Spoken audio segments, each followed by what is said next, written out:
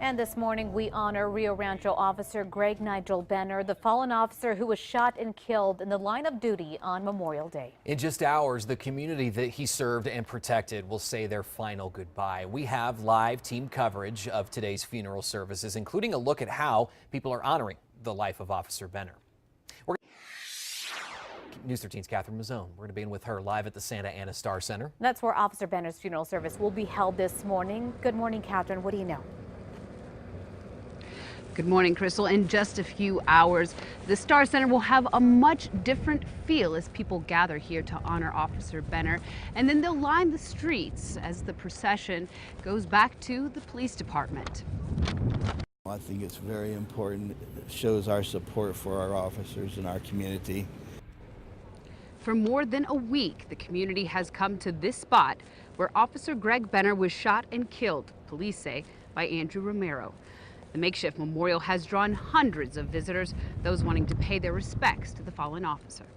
Now the community is expected to turn out once again to show their support for the officer and his family.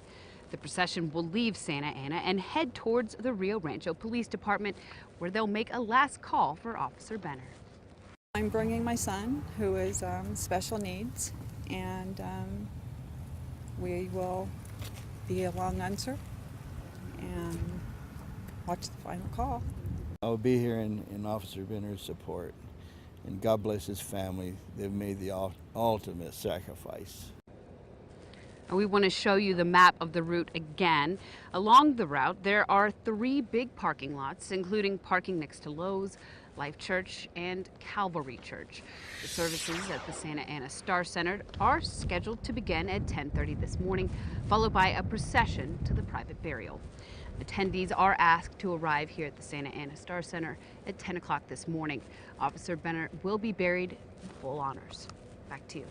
Catherine, thank you. People across the state are banding together to honor that officer. Recently, there's been a movement to paint Rio Rancho blue. Some tying blue ribbons on light poles and signs. Others are turning blue porch lights on throughout the night, all in support for Officer Benner and his family. And since his death, Officer Benner's fellow officers have watched over him. The first escort from Albuquerque to the funeral home in Rio Rancho drew law enforcement from across the state, and that's where he will remain until his funeral in just a few hours. Officer Benner not only left a lasting impression, though, on his fellow officers. The community of Rio Rancho, some who never even knew the fallen officer, also say he was a hero. News 13's David Romero continues our team coverage this early hour with more on the man behind the badge. He's live at Daniel's funeral home in Rio Adam Rancho. and Crystal, this morning the fellow officers continue to guard their fallen brother in blue here at the Daniels funeral home behind me. Now this is only a small portion of the outpouring of support that we continue to see grow. Great man, very caring, fair, and for this to happen for no reason is just, there's no words to describe it. Officer Greg Benner's impact on the city of Rio Rancho will be everlasting.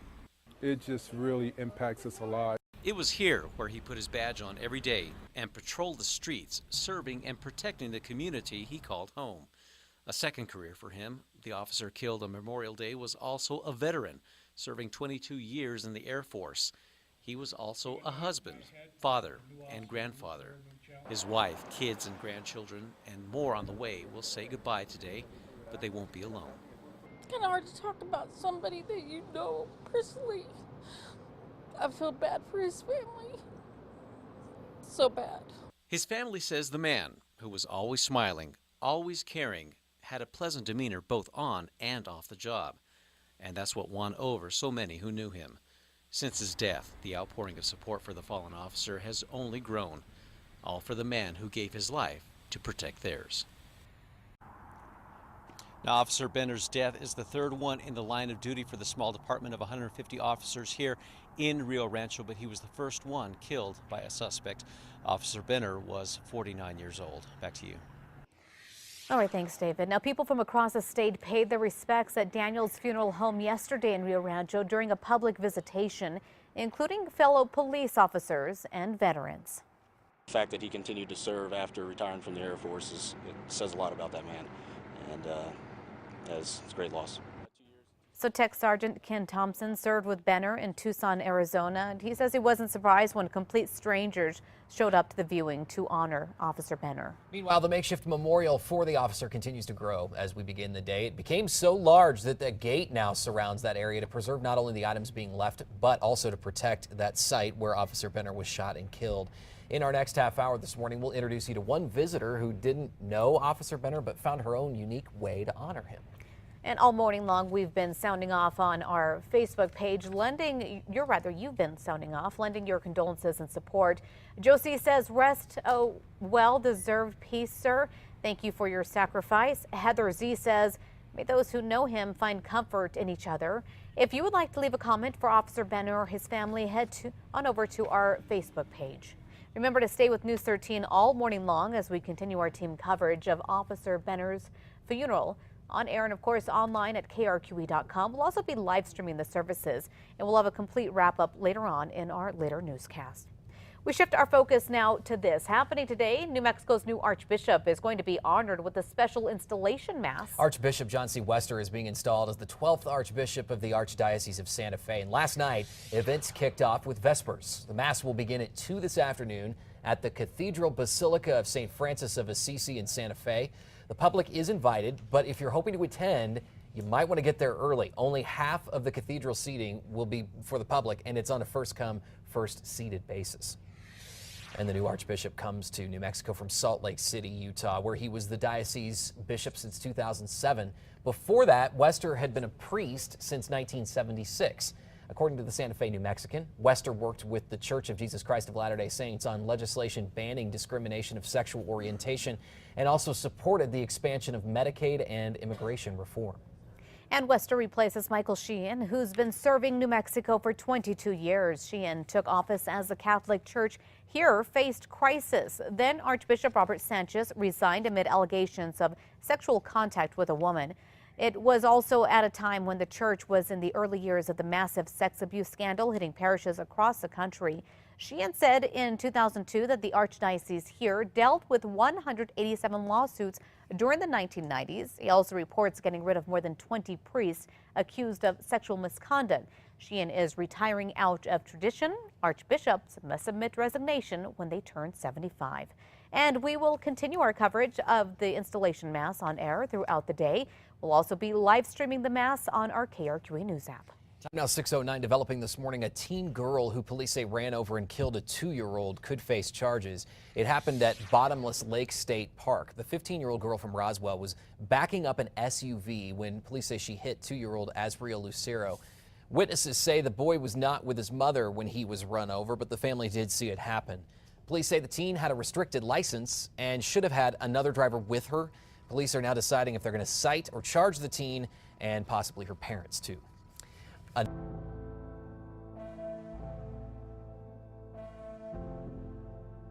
In just hours, people will gather to honor Rio Rancho officer Greg Nigel Benner, who was shot and killed in the line of duty on Memorial Day. Members of the community are invited to attend that memorial service. We have team coverage on today's funeral services, including a look at how community members are honoring the life of Officer Benner. Let's begin with News 13's Catherine Mazzone. She's live at the Santa Ana Star Center where Officer Benner's funeral will be held. Yeah, a procession will follow, taking Benner to his final resting place. We start with Catherine, though. Good morning, Catherine. Good morning, Crystal. In just several hours, hundreds will file into the Santa Ana Star Center here to pay their respects to Officer Benner and his family. But already, the community has made a strong stand in support of the fallen officer. It was a moving sight as these 8 traffic officers rode into the shopping center near Pine Tree and Southern, not far from where Officer Benner was gunned down. The men paused for a moment at the gate, now protecting the officer's makeshift memorial before leaving a decorative pin from Rio Rancho Traffic Police. A very emotional sight for other visitors there. These officers are just a few of the many who turned out to honor Officer Benner. It touches my heart. These men deserve so much respect. In several hours, the community is expected to come out once again to show their support for the officer and his family. The procession will leave Santa Ana and head towards the Rio Rancho Police Department before making a brief stop, then proceed to the cemetery for a private burial. Community members are expected to line the sidewalks of that route to say goodbye. Along the route, there are 3 big parking lots, including parking next to Lowe's, Life Church, and Calvary Church. The services at the Santa Ana Star Center are scheduled to begin at 10:30 this morning, followed by a procession to the private burial. Now, attendees are asked to arrive by 10 o'clock this morning. Officer Benner will be buried with full honors. Back to you. All right, thanks so much, Catherine. It's well deserved as well. Turning Rio Rancho blue, people from all over have been banding together to honor Officer Benner. Some have tied blue ribbons to trees, light poles, and traffic signs. Others are still turning on blue porch lights to show their support. Last Friday, dozens of fellow officers stood watch as Benner's body was taken from Albuquerque back to Rio Rancho. He will remain there until his funeral in just a few hours now. You know, today's events are going to be somber for those who knew Officer Benner. Yeah, but even tougher for his family at home. News 13's David Romero continues our team coverage this morning, honoring Officer Greg Benner. He's live at Daniel's funeral memorial home in Rio Rancho. Adam and Crystal, for 24 hours a day, every day since Officer Benner's death, fellow officers have stood watch over his body here at the Daniels Funeral Home in Rio Rancho. Now this morning they are still inside, and it's a fitting tribute for a man many say always put his family first. From candlelight vigils to a growing memorial, to those who knew Greg Nigel Benner, and to complete strangers, the fallen officer is being called a hero. Officer Benner leaves behind 2 families, those who wore a badge. And to the amazing support from the community and the amazing support from all his brothers in blue, and to all our family and to myself, thank you so much. And then there's the family he loved at home. His wife, Julie Benner, surrounded by a huge crowd of mourners the night after he died. His family says it was his devotion to his loved ones that was most important to him. With 5 kids, 7 grandchildren, and 2 on the way, Officer Benner has been described as a 49-year-old with the energy of a 21-year-old. After serving 22 years in the Air Force, he decided retirement wasn't for him and decided to fulfill his dream of becoming a police officer. He wore the Rio Rancho police uniform for 4 years. Neighbors say it was that reassuring presence that made them feel safe, and it was a pleasant one they'll miss. He's a fantastic guy, great neighbor, and he was always happy, always cool to be around.